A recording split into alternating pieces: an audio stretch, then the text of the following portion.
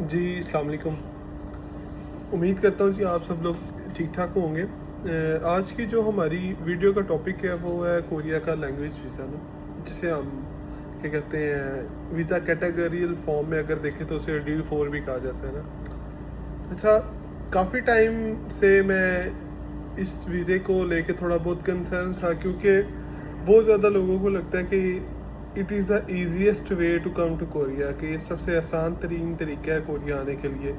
But on the other hand, जब आप इस चीज़ को थोड़ा बहुत स्टडी करते हैं कि जितना ये आसान है उतना रिस्की भी है ना। फॉर एग्जांपल, अगर कोई बंदा 30-35 साल का भी है, वो भी अगर अप्लाई करना चाहे तो वो कर सकता है। बट अगर आप उसी की दूसरी साइड पे देखें कि वो बस अप्लाई कर सकता है, क्या उसको हासिल भी कर सकता है? तो उसका जवाब सिंपली है, नहीं ना।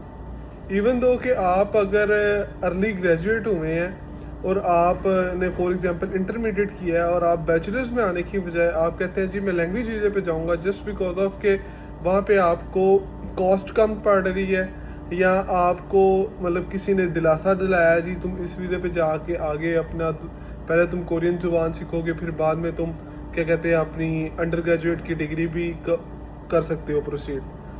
ठीक है, ये एक मतलब कि कोई इस बात में शक शुबा नहीं कि आप पहले आके कोरियन ज़ुबान सीखें D4 पे साल 2 साल लगा के, और उसके बाद अपना फर्दर प्रोग्राम शुरू करें। पर बात ये है कि क्या आपको वो D4 इशू होगा? अब मैं आपसे ना एक छोटी सी स्टोरी शेयर करता हूँ।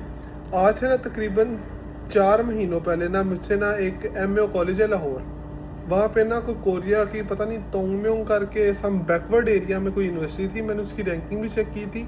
राउंड अबाउट कोरिया में उसकी रैंकिंग 176 थी ना। तो उस यूनिवर्सिटी के साथ उन्होंने MOU साइन किया।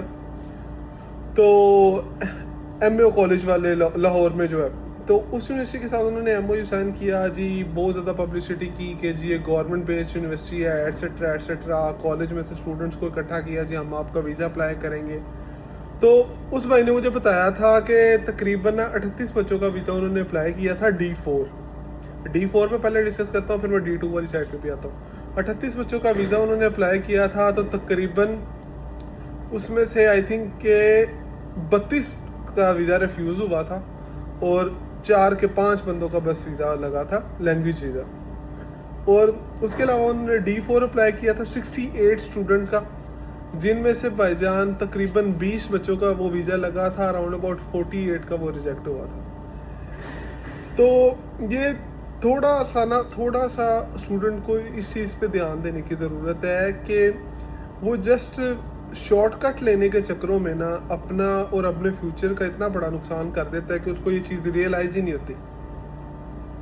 डजेंट मैटर आपका लैंग्वेज वीज़ा रिजेक्ट हुआ हो, या आपका वैसे स्टूडेंट वीज़ा रिजेक्ट हुआ हो, या आपका विजिट वीज़ा रिजेक्ट हुआ हो, वो चीज़ आपके फ्यूचर पे इतनी बारी इम्पैक्टफुल होती है ना कि आपको एंड द करंट टाइम आपको नहीं पता लग रहा होता कि आपसे क्या मिस्टेक हुई है। पर मैंने यकीन करें, मैंने 4-4 5-5 मरतबा भी कंसेक्यूटिवली वीज़ा अप्लाई करते हुए स्टूडेंट्स भी देखे हैं, जिनका first time with very good profile, उनका first time just because of very underrated leadership, किसी गलत बंदे के हाथ चढ़ने की वजह से वो क्या कहते हैं अपना वीज़ा फर्स्ट टाइम किसी just because of the basic documents की बिना पर वो नहीं हासिल कर सके। और फिर वो चाहे वो कहते हैं ना, एक मरतबा आप बुरे हो जाए, बाद में चाहे आप सोने के भी धुल के आ जाए, आप नहीं, आप बुरे के बुरे रहते हैं। ये हिसाब है एम्बेसीज का होता ना। अगर तो हम किसी मतलब के, अल्लाह का शुक्र है हमारी कंट्री अच्छी है, पर हमारी जो मतलब के वैल्यूज़ है ना दूसरी कंट्रीज़ की नज़रों में वो अच्छी नहीं है। ऑन दी अदर हैंड, अगर मैं एक बांग्लादेशी स्टूडेंट की बात करूं, उसका पहले एक वीज़ा रिफ्यूज़ हुआ, उसने दोबारा अप्लाई किया डिफरेंट यूनिवर्सिटी में, उसका वीज़ा लग गया। पर अगर मैं उसी सिचुएशन में एक पाकिस्तानी स्टूडेंट को रखूं, उस बंदे ने 4 वीज़े अप्लाई किए, जिनमें से एक ई वीज़ा था, 3 एम्बेसी के थ्रू थे, और उस बंदे के सारे रिजेक्ट हुए ना। तो काइंडली ये D4 शॉर्टकट्स का सहारा मत लें। आप एक प्रॉपर प्रोग्राम में अपने आप को एनरोल करवा के कोरिया का वीज़ा अप्लाई करें, ताकि आपका वीज़ा लगने के चांसेस हाई हों। कंपैरेटिवली लैंग्वेज वीज़े का सहारा लेके अपने आप को फुली कोरिया से ब्लॉक करने की बजाय कोशिश करें कि आप प्रॉपर एक प्रोग्राम में अपने आप को इनरोल करके कोरिया आए। इस चीज़ का फ़ायदा ये होगा कि फर्दर आपके पास फ्यूचर में बहुत ज़्यादा अपॉर्चुनिटीज़ होंगी। आप जस्ट करंट टाइम में थोड़े से पैसे बचाने के लिए आप कहते हैं जी ये इसमें 5-6 लाख टोटल कोर्स आ रही है।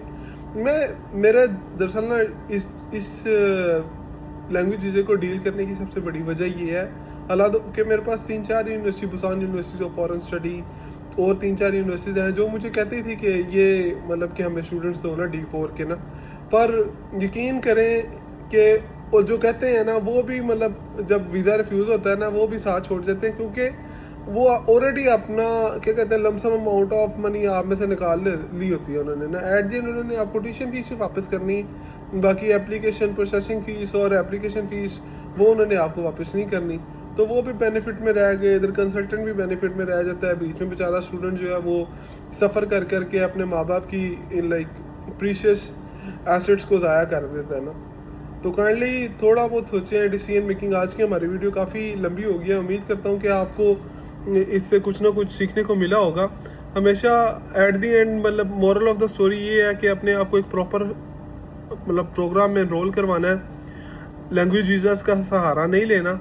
अगर आपके पास एक ऑप्शन है ना कि योर एज इज़ ऑलरेडी 35-40 और आपके पास कोई और ऑप्शन अवेलेबल नहीं है, देन आप ट्राई करें।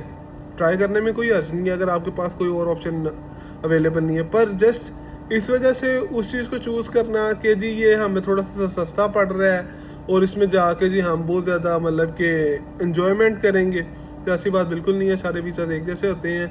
कोशिश करनी है अपने आप को बेहतरीन प्रोग्राम में अपनी फील्ड के मुताबिक एनरोल करवाना है और प्रॉपर अंडर ग्रेजुएट प्रोग्राम में आना है और अपना और अपने घर वालों का बहुत ज़्यादा ध्यान रखिएगा। उम्मीद करता हूँ आज की वीडियो से आपको कुछ ना कुछ सिखा सका होगा। अल्लाह हाफिज़।